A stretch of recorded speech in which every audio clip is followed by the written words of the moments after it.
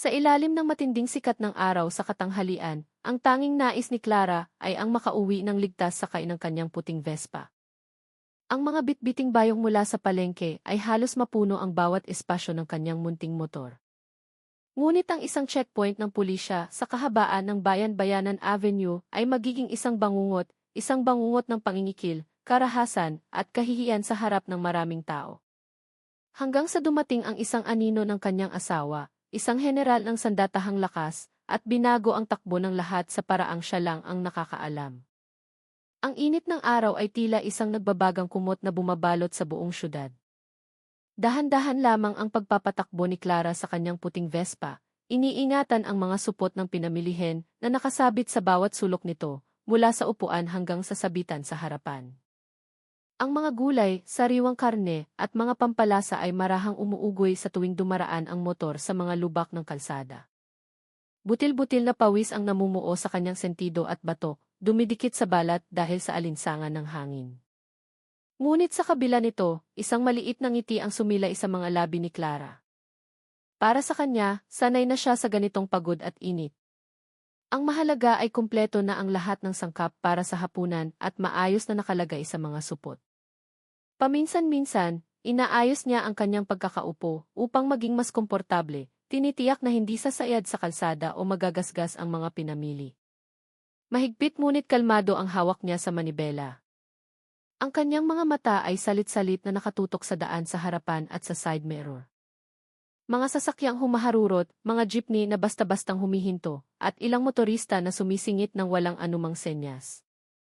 Maingat si Clara sa pagpapanatili ng distansya, hindi nagmamadali. Pinapanatili niyang matatag ang takbo ng kanyang Vespa. Ang mahinang ugong ng makina ng motor at ang mainit na hanging humahampas sa kanyang mukha ay naging pangkaraniwang tanawin. Sa tuwing umuuwi siya mula sa palengke, wala namang kakaiba sa daang ito. Sa loob ng kanyang isipan, abala si Clara sa pagpaplano ng iluluto niya para kay Miguel mamayang gabi. Siguradong matutuwa si Miggy kapag niluto ko ang paborito niyang sinigang na baboy at adobong kangkong, bulong niya sa sarili, halos parang nagpapaalala.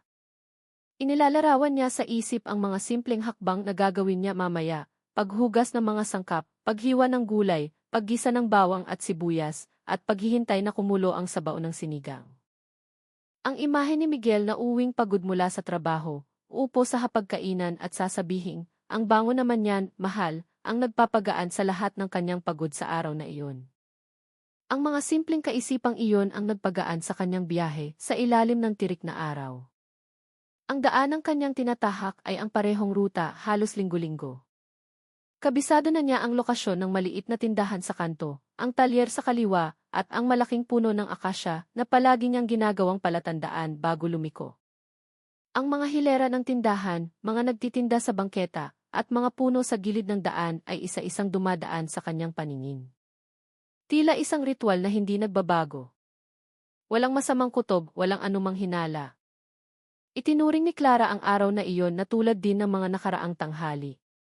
Isang simpleng may bahay na katatapos lang mamili para sa kanyang pamilya, nagmamaneho ng puting Vespa na may magaan na puso, at ang tanging nais ay makarating ng ligtas sa bahay upang ihanda ang hapunan. Ilang daang metro sa unahan, nagsimulang mapansin ni Clara na may kakaiba sa daan ng kanyang tatahakin. Sa gitna ng kalsada, ilang pulis ang nakatayo habang iwinawagayway ang kanilang mga kamay, pinapahinto ang mga sasakyan isa-isa. Isang mobile patrol car ang nakaparada ng pahilig sa gilid, tila minadali ang pagpwesto. Sa paligid nito, mga kulay kahel na traffic cone ang inilagay ng basta-basta. Hindi ito organisado tulad ng mga opisyal na checkpoint na karaniwan niyang nakikita sa balita o sa mga malalaking kalsada. Otomatikong binawasan ni Clara ang bilis. Pinagmasdan niya ang sitwasyon habang kumukunot ang noo. Sa isip niya, bumulong siya, checkpoint na naman. Kumpleto naman siguro ang mga papeles ko. Habang papalapit, lalong luminaw ang tanawin na nagdulot sa kanya ng pagkabalisa. Ilang pulis ang tila nakasandal lang ng kampante sa patrol car. Ang iba ay nag-uusap habang bahagyang tumatawa, hindi abala sa pagsusuri ng mga dokumento o pag-aayos ng trapiko. May naninigarilyo sa gilid ng daan, may naglalaro sa kanyang cellphone. Ang kapaligiran ay hindi tugma sa salitang key opisyal na checkpoint, na karaniwang nagpapahiwatig ng kaayusan at disiplina.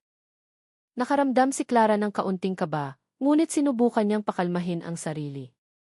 Hayaan mo na, kung kumpleto naman ang papeles, dapat walang problema, pagtatangka niyang mag-isip ng lohikal.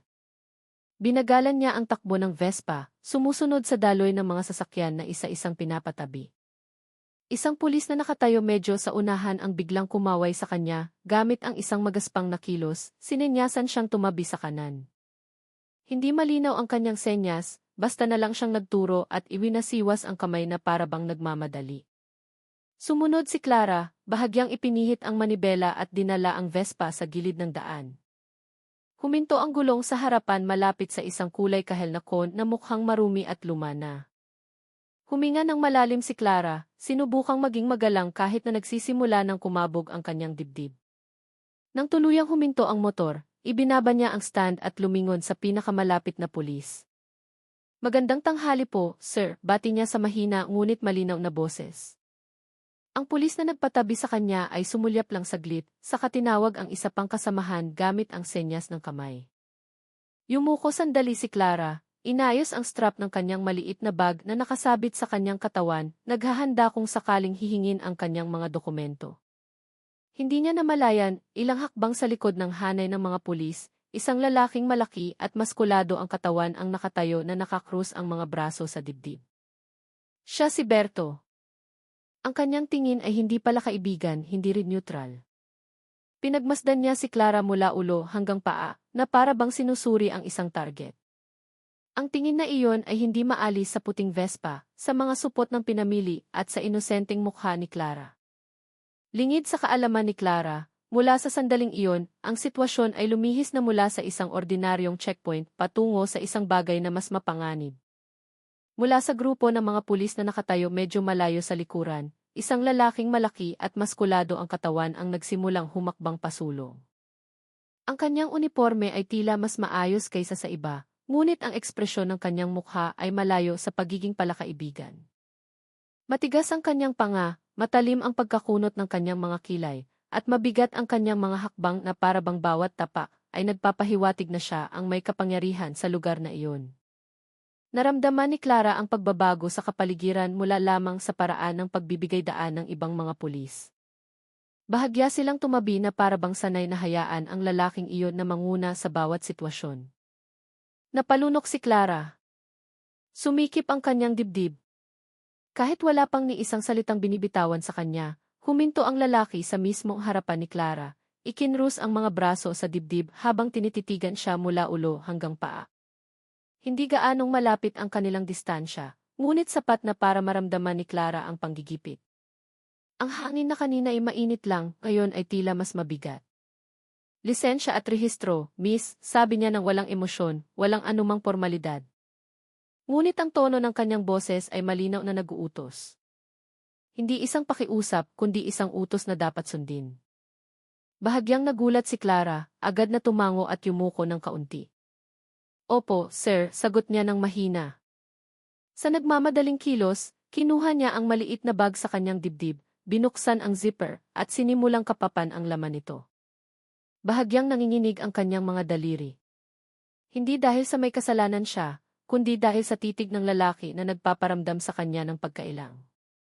Matapos ang ilang segundo na tila napakatagal, natagpuan ni Clara ang kanyang lisensya at EC.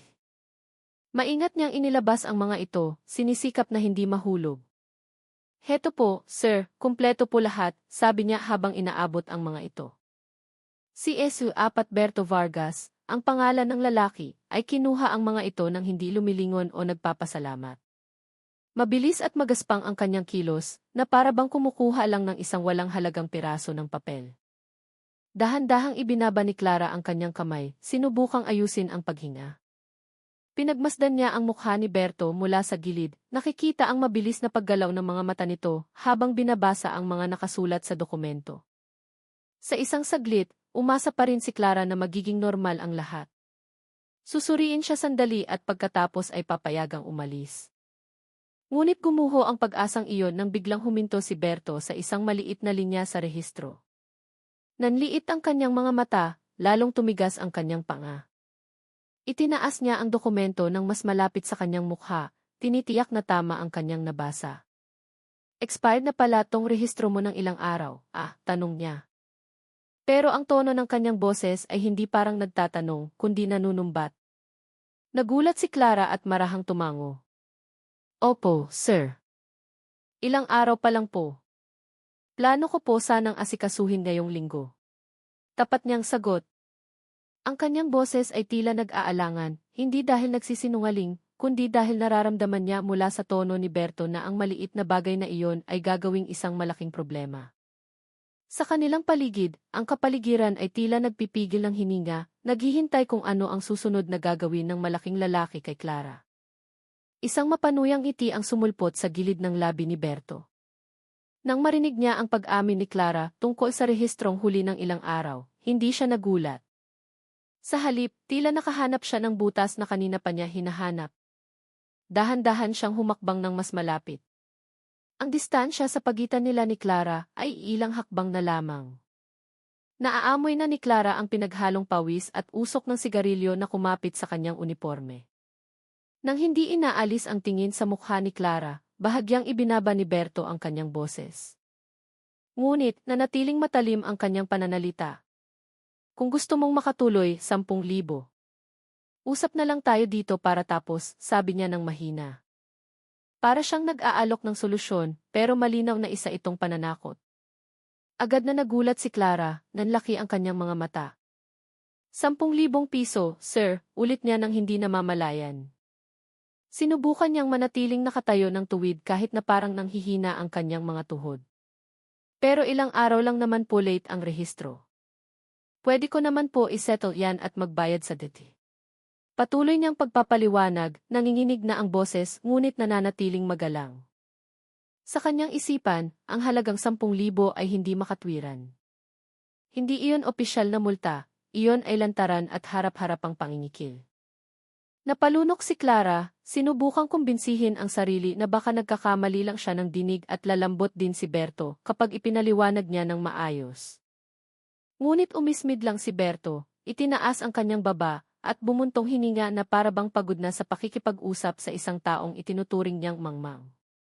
Hindi mo ba naiintindihan ang sitwasyon, ha? Sabi niya sa mapanghamak na tono. Inayos niya ang kanyang pagkakatayo, ipinapakita ang kanyang malaking katawan. Dito, ako ang gumagawa ng patakaran. Kapag hindi ka nagbayad, i-impound ko iyang motor mo, bahala ka ng umasikaso. Patuloy niya ng walang pag-aalinlangan. Ang pangungusap na iyon ay hindi lang naglalaman ng banta, kundi nagpapakita rin na tila hindi siya sakop ng anumang opisyal na batas. Na para bang pag-aari niya ang kalsadang iyon at ang bawat dumaan ay kailangang sumunod sa kanyang kagustuhan. Sa di kalayuan, ang ilan sa kanyang mga tauhan na kanina pa nakamasid ay bahagyang tumawa.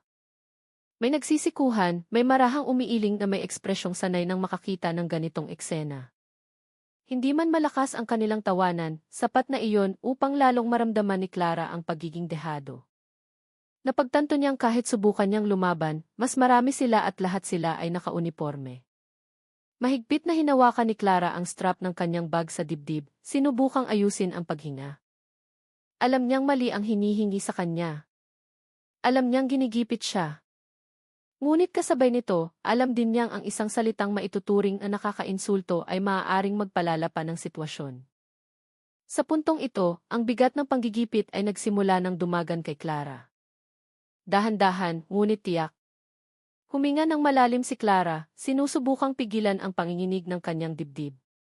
Hindi siya sanay na makipagtalo sa mga taong nakauniporme. Ngunit sa pagkakataong ito, naramdaman niyang kung mananahimik lang siya, lalo lang siyang aabusuhin. Pinilit niyang magsalita ng malinaw. Pasensya na po, sir, pero hindi po ako magbabayad ng 10,000. Sobra naman po yon. Mas gugustuhin ko pong asikasuhin na lang sa VT. Ang ilang araw na late sa rehistro ay hindi naman po malubhang paglabag, sabi niya.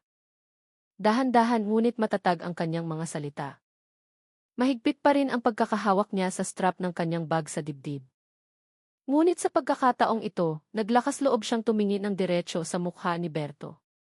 Sinubukan niyang ipakita na hindi siya isang taong walang alam na basta na lang magbabayad ng hindi nagtatanong. Tinitigan siya ni Berto ng matagal na para bang hindi makapaniwala sa kanyang narinig. Sa harap niya ay nakatayo ang isang babaeng maliit ang katawan, may puting Vespa, mga nagkalat na pinamilihen, ngunit naglakas loob na tumanggi sa kanyang hiling. Tumigas ang kanyang panga, nanliit ang kanyang mga mata. Sino kausap mo? Ha? Tumaas ng isang oktaba ang kanyang boses, hindi na kalmado tulad kanina. Ang tonong iyon ay nagdulot ng pag-atras ng ilang tao sa paligid. Ang mainit na hangin ay tila lalong naging siksik nang malinaw na lumabas ang galit ni Berto. Humakbang siya palapit, sinadyang bawasan ang distansya upang gipitin si Clara. Naramdaman ni Clara ang lalong pagbilis ng tibok ng kanyang puso, ngunit tumanggi siyang umatras. Napalunok muli si Clara, pinipigilan ang takot na unti-unting kumakain sa kanyang loob, ngunit nanatili siyang nakatayo sa kanyang pwesto. Hinihiling ko lang po na tratuhin ako ng tama, sir. Wala po akong ginawang mali para pagbayarin ang ganoon kalaki, sabi niya. Medyo nanginginig ang kanyang boses, ngunit malinaw ang mensahe ng kanyang sinabi.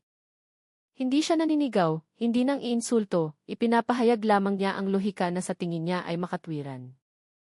Sa loob-loob ni Clara, alam niya ang panganib. Habang lalo siyang nagmamatigas, lalong maaaring maudyok ang ego ng lalaking nasa harap niya. Ngunit alam din niya na kung susuko siya ngayon, pagsisisihan niya ito ng matagal dahil hinayaan niyang dumaan ang kawalang katarungan ng walang anumang pagtutol. Ang ibang mga motorista na naghihintay ng kanilang pagkakataon ay nagsimulang magmasid. May sumisilip sa side mirror, may nagkukunwaring inaayos ang helmet habang sumusulyap mula sa gilid ng mata. Narinig nila ang ilang bahagi ng usapan, naunawaan na si Clara ay tumatanggi sa hiling na malaking halaga. Ngunit nang magpakawala ng matalim na tingin si Berto sa paligid, isa-isa silang mabilis na yumuko, nagkukunwaring abala sa kani-kanilang motor. Walang nangahas na makisali sa usapan, lalo na ang magtanggol. Ang kapaligiran ay tila nagyelo sandali. Ang tanging naririnig ay ang ugong ng mga sasakyan at ang mabigat na paghinga ni Berto, na malinaw na nainsulto ang otoridad sa harap ng publiko ng isang babaeng sa tingin niya ay walang modo. Sa puntong ito, ang kanyang ego ay tuluyan ng nasindihan, at ang takbo ng mga pangyayari ay nagsimulang gumalaw patungo sa isang bagay na mas delikado. Si Berto, napakiramdam ay napahiya ang kanyang otoridad sa harap ng kanyang mga tauhan at ng mga tao sa paligid, ay biglang nawala ng pasensya. Walang ano-ano, iniunat niya ang kanyang kamay at marahas na hinawakan ang braso ni Clara. Bumaba ka sa motor, sigaw niya, ang malakas na boses ay pumutol sa ingay ng kalsada. Si Clara, na nakaupo pa rin at nakahawak sa manibela, ay hindi handa sa biglaang paghila. Agad siyang nawala ng balanse. Bahagyang tumagilid ang Vespa at ang katawan ni Clara ay tumilapon sa gilid. Hindi niya nagawang salagin ang pagbagsak, ang kanyang palad ang unang tumama sa semento bago sumunod ang gilid ng kanyang katawan. Aray, pigil na daing ni Clara. Naputol ang kanyang hininga dahil sa gulat at sakit na sabay-sabay dumating. Ang mainit na aspalto ay dumampi sa balat ng kanyang palad at tuhod, nagdulot ng matinding hapdi na agad tumusok. Sinubukan ni Clara na huminga ng malalim, tinangkang bumangon habang tinitiis ang sakit. Ngunit bago pa siya makatayo ng tuwid, ang anino ng malaking katawan ni Berto ay muli nang tumakip sa kanyang paningin. Nagawa lang iangat ni Clara ang kanyang mukha nang mabilis na lumipad ang kamay ni Berto, patungo sa kanyang pisngi. Isang malakas na sampal ang dumapo ng walang awa, dahilan upang mapalingon ang ulo ni Clara sa gilid. Matuto kang gumalang kapag kausap mo pulis, sigaw ni Berto na may tono ng matinding galit. Umalingaw-ngaw ang kanyang boses sa gitna ng ugong ng mga sasakyang dumaraan. Automatikong hinawakan ni Clara ang kanyang pisngi na biglang uminit at kumirot. Nag-init ang kanyang mga mata, hindi lang dahil sa sakit ng sampal, kundi dahil sa kahihiyang mas matindi pa ang tama. Kakatumba lang niya at sinampal sa harap ng maraming tao, dahil lang sa naglakas loob siyang tumanggi sa isang hindi makatwirang hiling. Nanikip ang kanyang lalamunan. Ang mga salitang gusto niyang sabihin ay natigil sa likod ng kanyang dila. Ang tanging naririnig ay ang kanyang mabilis na paghinga at ang lalong bumibilis na tibok ng puso. Ilang mga residente at motorista sa gilid ng daan ang nagulat sa nangyari. May biglang nagtakip ng bibig, mayroon namang nanigas na lang sa ibabaw ng kanilang motor. Ngunit walang lumapit. Nanatili sila sa ligtas na distansya, nagbubulungan lang. Kawawa naman, expired lang naman ang rehistro. Bulong ng isa sa kanila sa mahinang boses, takot na marinig ng mga pulis. Ang iba ay marahang tumango, ngunit nanatiling nakayuko nang igala ni Berto ang kanyang tingin. Walang nangahas na magsalita ng mas malakas o makialam. Hinayaan si Clara na harapin mag-isa ang galit ni Berto, habang ang sakit, kahihiyan, at takot ay naghalo-halo sa gitna ng mainit na aspalto ng tanghali. Kahit na may sugat ang kanyang tuhod at mahapdi ang kanyang palad, dahil sa pagkagasgas sa semento, tumanggi si Clara na manatiling nakahandusay. Marahan siyang umungol habang sinusubukang iangat ang kanyang katawan, ngunit pinilit niyang tumayo. Mabilis ang pagtaas-baba ng kanyang dibdib, mabigat ang kanyang paghinga, isang pinaghalong sakit, galit at takot. Ang pisnging kasasampal lang ay mainit pa rin at kumikiro. Sa isang sandali, muntik na siyang sumuko, ngunit ang imahe ng sarili bilang isang babaeng tahimik na lang na pinapahiya sa gilid ng kalsada ay nagdulot sa kanya ng pagkasuklam. Sa natitirang lakas, tumayo siya ng tuwid, kahit na bahagyang nanginginig ang kanyang katawan. Si Berto, na akala ay mananatiling nakasalampak sa lupa si Clara, ay biglang natagpuan ang babae na muling nakatayo sa kanyang harapan. Iba na ang tingin ni Clara ngayon. Mayroon pa ring takot, ngunit sa likod nito ay lumitaw ang isang desperadong katapangan. "Sir, wag po kayong sumusobra," sigaw niya, hindi na itinatago ang mataas na tono. Basag ang kanyang boses, ngunit malinaw. Ilang tao sa paligid ang biglang lumingon muli, nagulat na naglakas loob si Clarang sumigaw ng ganoon kalakas matapos itumba at sampalin. Alam ni Clara na maaari siyang mas masaktan, ngunit sa puntong iyon, masyado na siyang nasukol para manahimik. Walang pag-aalinlangan, itinaas ni Clara ang kanyang dalawang kamay at itinulak ng malakas ang dibdib ni Berto sa abot ng kanyang makakaya.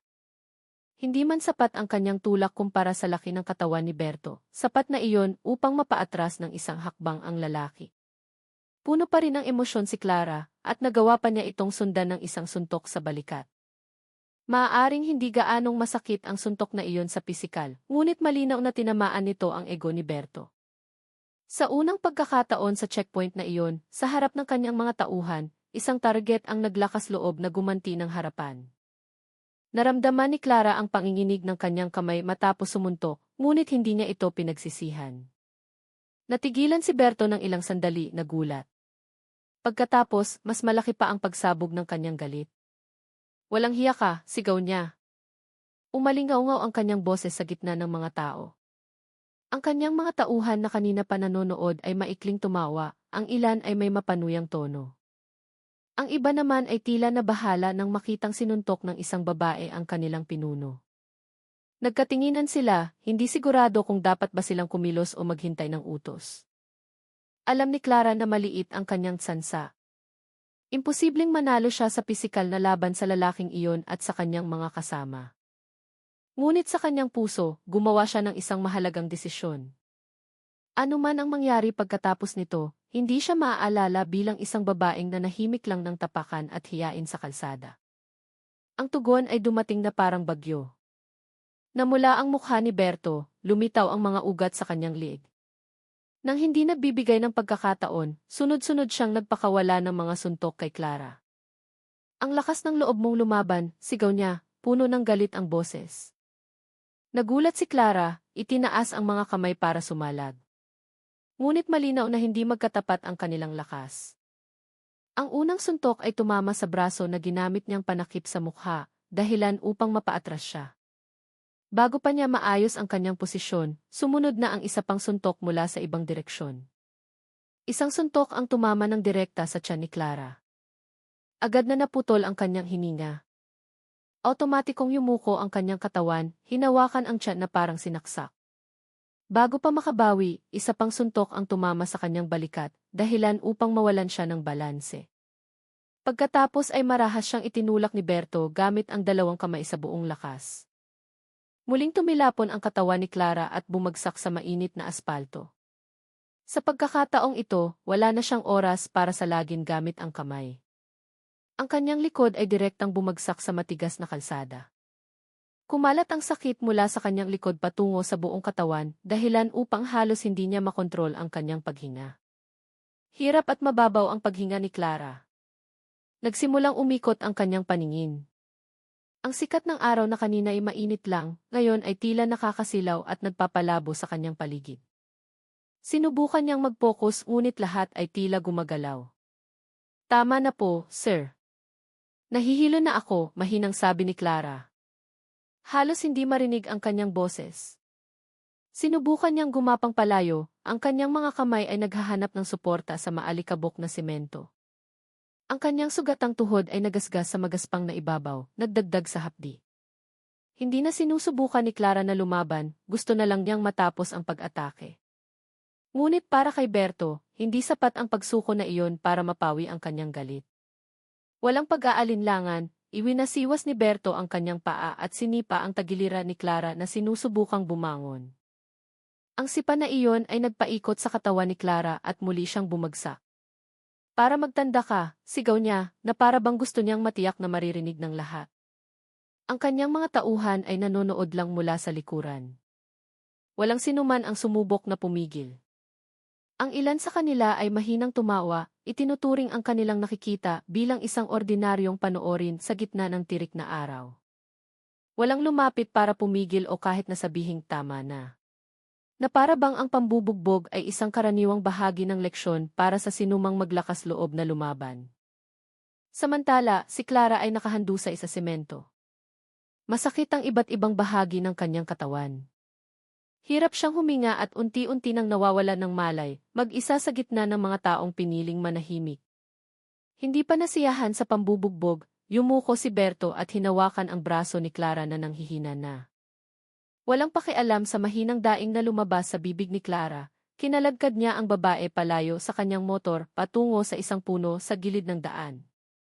Ang sapatos ni Clara ay kumalagkad sa aspalto, sumasayad sa mga bato at ugat ng puno. Talian na lang natin para hindi na umasta, sabi niya ng basta-basta, na para bang normal lang ang kanyang ginagawa.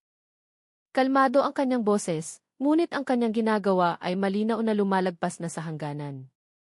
Sinubukan ni Clara na sabayan ang pagkalagkad, ngunit ilang beses siyang natisod dahil sa sobrang hina na ng kanyang katawan.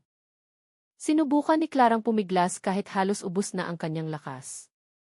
Hinila niya ang kanyang kamay, sinubukang umikot, ngunit masyadong mahigpit ang hawak ni Berto. Sir, wag po. Uuwi na lang po ako. Paos at putol-putol ang kanyang boses. Hindi na niya binabanggit ang tungkol sa rehistro o sa pera.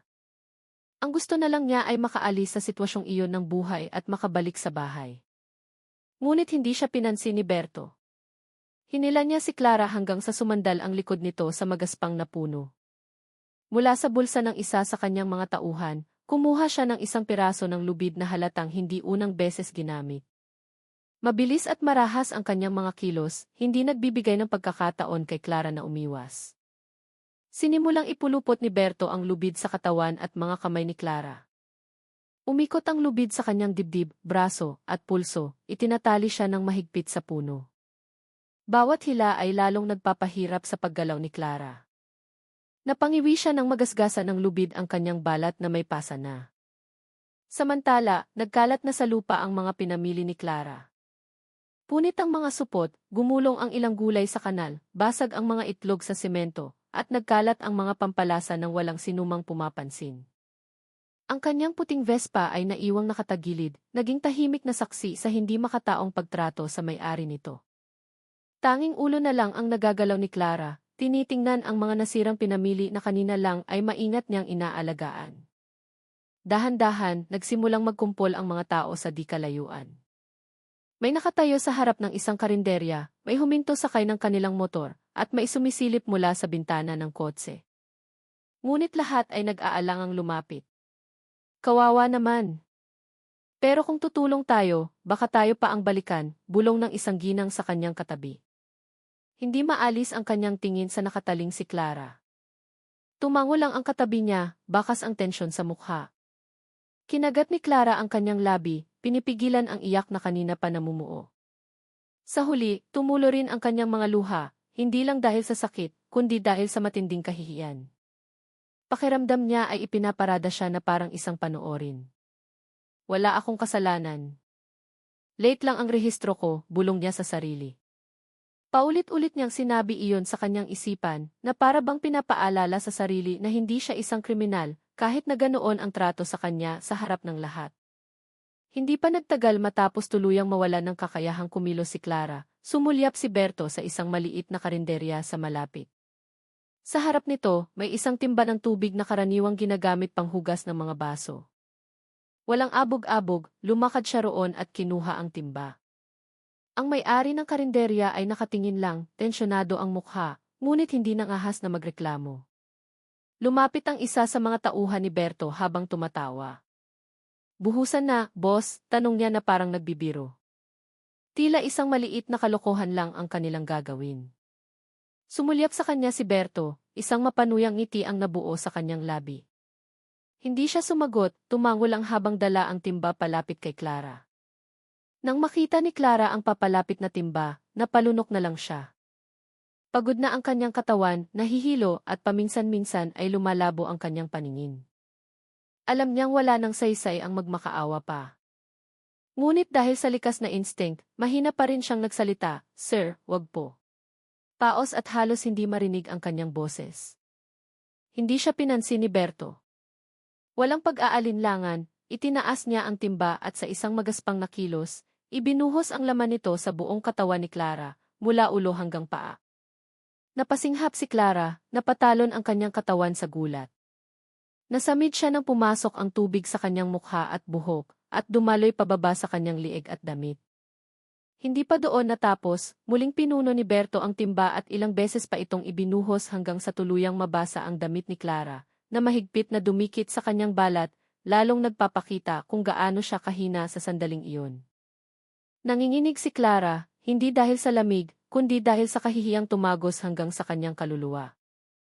Tumutulo ang tubig mula sa kanyang baba, nakadikit ang kanyang buhok sa mukha, at ang tela ng kanyang damit ay nakabalot sa kanyang katawan. Yumuko siya, sinubukang itago ang kanyang mukha, ngunit limitado ang kanyang kilos dahil sa tali. Ang kahihiyan, galit at kawalan ng magawa ay naghalo-halo. Ipinikit niya ang kanyang mga mata, umaasang isa lang itong masamang panaginip na malapit ng matapos. Ngunit, ang boses ni Berto ang muling pumilit sa kanyang harapin ang katotohanan. "O, ano nang pakiramdam ngayon? Lalaban ka pa," pang-uyam niya. Ang mga salitang iyon ay matalim, malinaw na hindi tanong, kundi isang insulto. Hindi sumagot si Clara, nanginginig ang kanyang mga labi, ang kaya lang niyang gawin ay huminga ng mababaw. Malakas na tumawa ang mga tauhan ni Berto. "Tingnan nyo, parang bihag sa gyera," sabi ng isa habang nakaturo kay Clara. Sumagot ang iba ng tawanan at mapanuyang komento. Para sa kanila, ang katawan ng isang babaeng basang-basa at nakatali sa puno ay naging isang katatawanan sa gitna ng katanghalian. Samantala, ang mga taong nanonood ay yumuko na lang. Ang ilan ay nagtakip ng bibig sa gulat, hindi makapaniwala sa kanilang nakikita. Ang iba naman ay tahimik na hawak ang kanilang mga cellphone, nag-aalangan kung kukunan ba bilang ebidensya o magkukunwaring walang nakita para sa kanilang kaligtasan. Ang kalsadang kanina ay maingay at mainit lang ay naging lugar kung saan ang isang tao ay pinahiya ng husto habang maraming mata ang nakatingin, ngunit halos walang boses na nangahas magtanggol. Sa kabilang bahagi ng lungsod, ang kapaligiran ay malayong-malayo sa kaguluhan sa Bayan-Bayanan Avenue. Si General Miguel de Leon ay nakaupo sa sala ng bahay ng isang kaibigan, nakasandal sa upuan habang nagpapahinga. Sa mesa ay may isang baso ng tsaa na malamig na. Magaan lang ang kanilang usapan tungkol sa mga pang-araw-araw na bagay. Kalmado siya, walang kamalay-malay na sa ibang lugar, ang kanyang asawa ay pinapahiya. Bigla, may malakas na katok sa pinto. Hindi ito ordinaryong katok, kundi nagmamadali at puno ng pag-aalala. Nagulat ang may-ari ng bahay, habang si Miggy ay biglang umayos ng upo, naramdaman na may hindi tama sa paraan ng pagkatok. Nang buksan ang pinto, isang binata ang lumitaw, habol ang hininga, basang-basa ng pawis ang noo. "Sir! Sir Miggy! Si Ma'am Clara po." Binubugbog po ng mga pulis sa Bayan-Bayanan Avenue. Nakatali po sa puno, sabi niya, halos putol-putol. Ang silid na kanina ipayapa ay biglang natahimik. Mabilis na tumayo si Miggy, halos matumba ang upuan sa kanyang likuran. Nanigas ang kanyang mukha, diretso ang tingin sa binata. Ano, maikli niyang sabi, mahina ang boses ngunit malinaw ang banta. Nagbago ang kanyang ekspresyon, hindi na parang isang bisitang nakikipagkwentuhan, kundi isang komandante na nakatanggap ng emergency report. Itinaas ni Miggy ang kanyang kamay, sinenyasan ang binata na bagalan ang pagsasalita. Ipaliwanag mo ng dahan-dahan, pakiusap niya, kahit nakitang-kita sa kanyang mga mata na nagsisimula ng mag-apoy ang kanyang galit. Sinubukang ayusin ng binata ang kanyang paghinga. Nakita ko po mismo, sir, sabi niya, nanginginig. Dumaan po si Ma'am Clara, pinahinto ng mga pulis, hinila sa motor, binugbog, itinali sa puno, tapos binuhusan pa ng tubig sa harap ng maraming tao. Hindi po ako makalapit, pero sigurado po akong asawa niyo yon. Bawat salitang lumalabas ay tila nagdaragdag ng bigat sa dibdib ni Miggy. Tumigas ang kanyang panga, kumuyom ang kanyang mga kamao nang hindi namamalayan. Sa loob ng ilang segundo, napuno ang kanyang isip ng imahe ni Clara na nakatayo sa ilalim ng init ng araw, tinatrato na parang kriminal. Walang pag-aaksaya ng oras, agad kumilos si Miggy. Kinuha niya ang susi ng kanyang sasakyan mula sa bulsa. Ang kanyang tingin ay hindi na sa binata, kundi sa direksyon ng pinto. Ituro mo ang daan, maikli at matatag niyang sabi. Agad na tumango ang binata. Ang may-ari ng bahay ay tumabilang, hindi nangahas magtanong. Sa loob ng ilang segundo, ang tahimik na sala ay naging simula ng isang malakas na paghihiganti. Lumabas si Miggy na may malalaking hakbang. Hindi na bilang isang bisitang nagpapahinga, kundi bilang isang asawa at isang general na nalaman na ang kanyang asawa ay inabuso ng mga taong dapat na nagpapatupad ng batas. Biglang huminto ang sasakyan ni Miggy sa gilid ng Bayan-Bayanan Avenue. Bahagyang umingit ang mga gulong ng mariin niyang tapakan ang preno. Hindi pa tuluyang namamatay ang makina nang buksan na niya ang pinto at nagmamadaling bumaba. Sa harap ng kanyang mga mata, nakita niya ang isang grupo ng mga tao na nakatayo sa gilid ng daan. Ilang motor ang nakaparada ng basta-basta, at isang kapaligirang malinaw na hindi normal. Lumakad siya, nilampasan ang dalawang motor na nakaharang. Mabilis niyang ginala ang kanyang paningin sa gitna ng mga tao.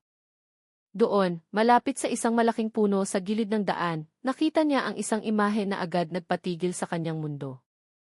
Si Clara, ang kanyang asawa, ay nakatali sa puno, basang-basa ang damit, may mga pasa sa mukha, at nanginginig ang katawan. Tila huminto ang mundo ni Miggy sa sandaling iyon. Clara, mahinang tawag ni Miggy, ngunit ang kanyang boses ay puno ng emosyon at pinipigilang galit. Sapat na ang boses na iyon para dahan-dahang lumingon si Clara. Namumuo ang luha sa kanyang mga mata, nakadikit ang basang buhok sa kanyang mukha. Miggy, halos hindi lumabas ang kanyang boses. Isang mahinang salita, ngunit sapat na para ipakita ang bigat ng kanyang pinagdaanan. Mabilis na lumakad si Miggy palapit sa kanya, binaliwala ang mga nagtatakang tingin ng mga taong nagsisimula ng makilala kung sino ang dumating. Mabibigat ang kanyang bawat hakbang, ngunit tiyak, hindi maalis ang kanyang tingin sa mga tali sa katawan ng kanyang asawa. Nang halos makarating na siya sa harap ni Clara, isang malakas na boses ang narinig mula sa gilid. Hoy! Area to ng checkpoint, huwag kang bastos, sigaw ni Berto mula sa malapit sa patrol car. Humakbang siya palapit, sinusubukang panatilihin ang kanyang otoridad. Ngunit hindi man lang lumingon si Miggy. Tumigas ang kanyang panga, malamig ang kanyang mga mata. Walang sinabi kay Berto, agad siyang nag-focus sa mga tali na nakapulupot kay Clara. Mabilis niyang kinalag ang mga ito, maingat upang hindi madagdagan ang sakit sa katawan ng kanyang asawa. Isa-isang lumuwag ang mga buhol hanggang sa tuluyan nang nakalaya si Clara mula sa pagkakatali sa puno. Inalalayan ni Miggy ang balikat ni Clara upang hindi ito matumba. Matapos makalaya si Clara, inilagay niya ito sa kanyang likuran na para bang ginagawang panangga ang sariling katawan. Pagkatapos lamang noon siya lumingon at tinitigan ang hanay ng mga pulis. Mahina ang kanyang boses, ngunit malamig at malinaw nang magtanong siya, sino ang gumawa nito? Walang sigaw, walang emosyong sumasabog sa kanyang tono. Ngunit dahil doon, mas naging mabigat ang kanyang mga salita. Ang mga taong nanonood ay naramdaman ang pagbabago sa hangin, tila biglang naging tensyonado. May mga nagpigil ng hininga, may mga nagkatinginan. Alam nilang mula nang dumating si Miggy at makita ang kalagayan ni Clara, ang sitwasyon ng checkpoint na dating kontrolado ni Berto ay bumaliktad na at naging isang bagay na maseryoso. Lumapit si Berto na ipinagmamalaki ang kanyang dibdib, hindi pa lubusang alam kung sino ang lalaking nasa harap ni Clara. Tinitigan niya si Miggy nang may mapanghamong tingin, sinusubukang panatilihin ang kanyang dominanteng posisyon. Ako ang namumuno sa checkpoint dito. Kung lumaban ang asawa niyo sa mga otoridad, dapat niyang harapin ang kahihinatnan. Internal na usapan namin to, sabi niya ng mayabang. Matigas ang kanyang mga salita, ngunit halatang sinusubukan niyang pagtakpan ang sitwasyong lumabis na. Sa likuran niya, nanigas ang ilang tauhan. Ang ilan ay yumuko, ang iba ay nagkunwaring abala. Hindi agad sumagot si Miggy ng malakas. Tinitigan niya ng diretso ang mga mata ni Berto, malamig at matalim. Kahihinatnan, ulit niya ng mahina. Ang nakikita ko rito ay walang tamang proseso, walang mission order, walang malinaw na linya. Ang mayroon lang ay pambubugbog at kahihiyan, sabi niya. Hindi malakas ang kanyang tono, ngunit bawat salita ay tila isang bigat na dumaragdag. Walang labis na emosyon, ngunit malinaw na ipinapakita na alam niya ang pagkakaiba ng opisyal na checkpoint at ng pang-aabuso. Ang mga taong nanonood ay nagsimulang magbulungan na pagtantong hindi ordinaryong tao ang bagong dating. Ang kanyang paraan ng pagsasalita, ang kanyang kalmadong kilos, lahat ay iba. Sa gitna ng tensyon, isa sa mga pulis sa likod ni Berto ang lumapit at bumulong, "Sir, si General De Leon po yan, sir."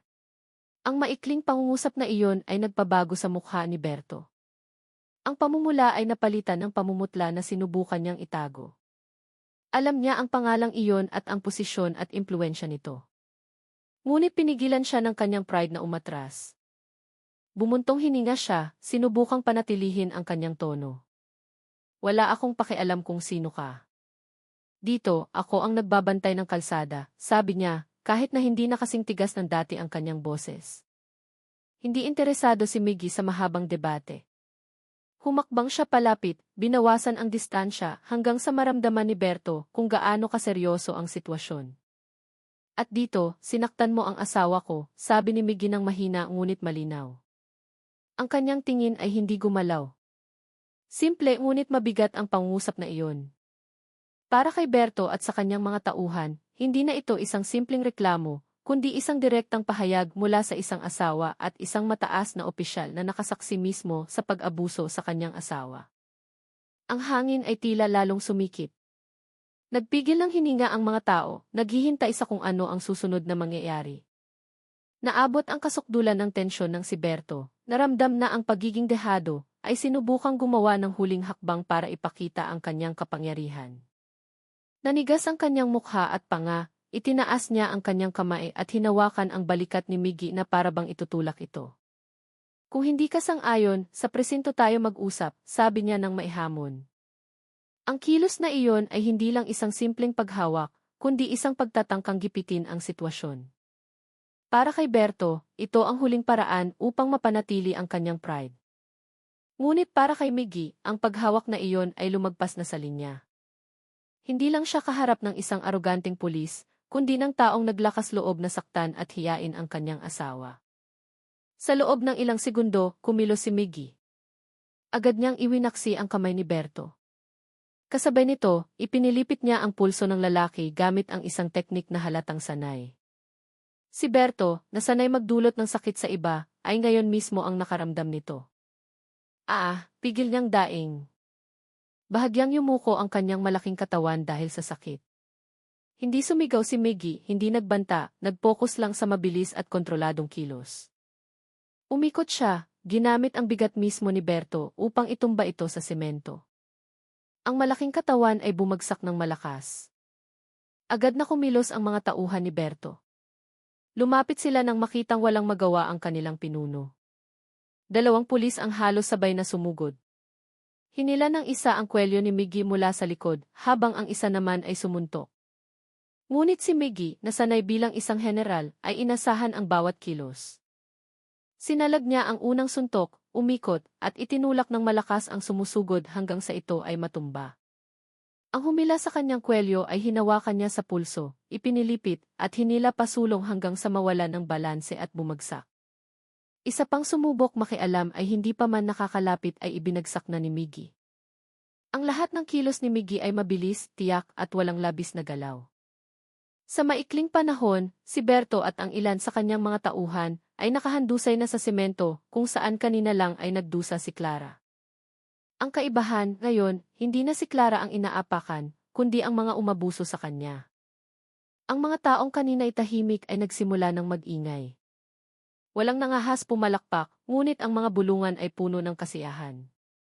Ayan, buti nga sayo, bulong ng isa. Ngayon lang may gumanti, sabi naman ng isa pa. Si Clara, na nakatayo sa likod ni Miggy, ay napahawak sa kanyang dibdib. Mabigat pa rin ang kanyang paghinga, ngunit sa unang pagkakataon mula nang magsimula ang lahat, nakaramdam siya ng kaunting ginhawa. Ilang residente na kanina inanonood lang ang sa wakas ay naglakas loob na itaas ang kanilang mga cellphone at kunan ng video ang mga natitirang pangyayari. Malinaw na nakikita sa mga kuha ang mukha ni Clara na may pasa, basang damit, at ang lubid na kalalabas lang sa kanyang katawan. Hindi nagtagal, ang mga video ay nagsimulang kumalat sa social media. Sa loob ng ilang oras, ang mga clip ay naging viral, kasama ang mga paliwanag tungkol sa illegal na checkpoint, pangingikil ng 10,000 at karahasan sa isang babaeng huli lang ng ilang araw sa rehistro. Lumakas ang pressure mula sa publiko. Ang mga comment section ay puno ng galit. Hiniling ng marami na parusahan ang mga pulis sa video. Nagsimulang ibalita ito ng media at di naglaon ay umabot sa national television. Wala nang puwang para sa Iki na magkunwari. Sa loob ng ilang araw, si Berto at ang kanyang mga tauhan ay ipinatawag sa Internal Affairs Service, tinanggal sa pwesto, at inimbestigahan. Ngunit hindi nasiyahan ang publiko sa panloob na parusa lamang. Lumakas ang panawagan na dalhin ang kaso sa korte, lalo na nang malaman na ang biktima ay asawa ng isang general. Umusad ang proseso patungo sa piskalya at ang kanilang status ay naging mga akusado sa kasong pangingikil at physical injuries. Sa korte, ang mga ebidensya tulad ng video, testimonya ng mga saksi, at medical records ni Clara ay iprinisenta. Si Berto, na dating mayabang na nakatayo sa kalsada, ay nakaupo na ngayon bilang akusado, suot ang orange na damit ng bilanggo. Naglabas ng hatol ang hukom, mahabang pagkabilanggo para kay Berto para sa pangingikil, pang-aabuso sa kapangyarihan at pananakit.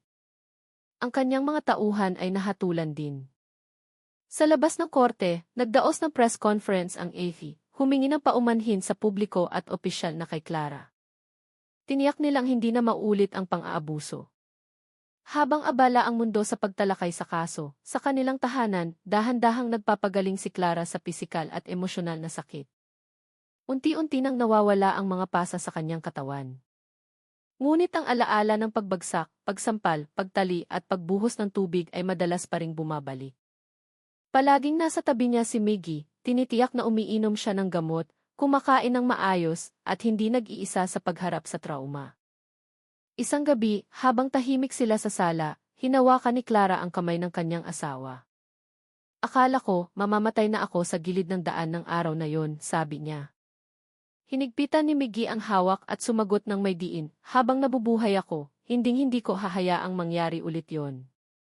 Ang sugat sa kanilang puso ay maaaring hindi tuluyang maghilom, ngunit ang katapangan ni Clara na tumanggi sa pangingikil at ang tapang ni Miggy na manindigan para sa tama ay nagbago sa mapait na karanasang iyon.